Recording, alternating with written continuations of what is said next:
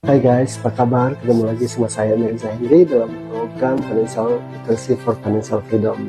Nah, kali ini hari Minggu tanggal 16 November 2025 saya bersama Kang Ujang membahas sebuah materi yang menurut saya penting sekali karena saya juga menjadi bagian daripada aktivitas tersebut. Yaitu saya berbisnis ketika saya berstatus sebagai dosen tetap di Universitas Sudhatama. Temanya adalah besarkan bisnismu karena itulah investasi kamu. Bagi saya menarik ya, karena bagi saya dalam konteks financial literacy sebagai seorang karyawan didorong jangan hanya punya satu sumber pendapatan, jadi harus ada beberapa sumber pendapatan. Nah, salah satunya bisnis dong, ya. Nah, hanya saja ketika dia berbisnis tentu dia harus menyelesaikan ikigainya, dan nggak kalah penting bagaimana memiliki fighting spirit dan mau menunda kesenangan. Nah, banyak punya gaji, dapat bonus, insentif, jangan dihabisin, tapi dipakai untuk berinvestasi lagi. Nah, itulah bagian daripada membesarkan bisnis. Kalau kita lihat, di bisnis itu ada 3 sumber modal yang dibutuhkan. Satu, modal investasi, ya penambahan alat-alat, gitu ya, penambahan alat, mesin dan segalanya. Yang kedua adalah modal kerja, ya, untuk membeli bahan baku, tenaga kerja langsung, dan lain. Ketiga adalah modal operasional.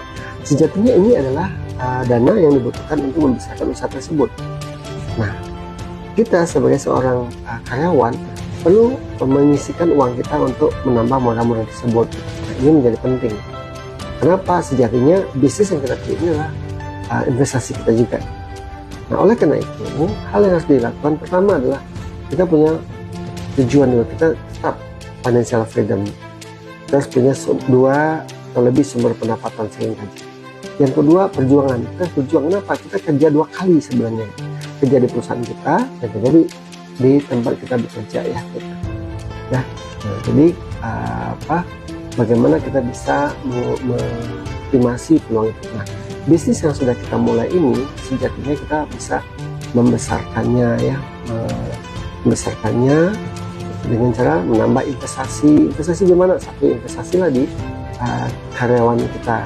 Karena investasi itu dengan karyawan yang makin pintar, makin jago, kompeten, dia akan semakin bergerak untuk membesarkan usahanya. Nah, yang kedua, investasi di marketing yang lupa, karena marketing itu ngegerek daripada sekitar. Yang ketiga, investasi di bisnis proses, penambahan alat, dan SOP, dan lain-lain. Ini adalah bentuk investasi-investasi yang terakhir, investasi di keuangan dalam bentuk apa? Pembelian alat, operasi untuk mendukung pejabat keuangan dan keuangan. Nah, jadi sahabat-sahabat sekalian, ketika kita menjadi seorang karyawan dan kita sudah mulai bisnis, besarkan bisnis kita, ya, besarkan bisnis kita, dan kita menjadi bagian daripada kebesaran bisnis. Insya Allah itu akan membuat usaha kita semakin besar dan menjadi salah satu sumber pendapatan kita sebagai seorang karyawan. Akhirnya gimana kita bisa mencapai financial freedom di masa pensiun. Itu saja bahasan kita tadi, semoga bisa bermanfaat.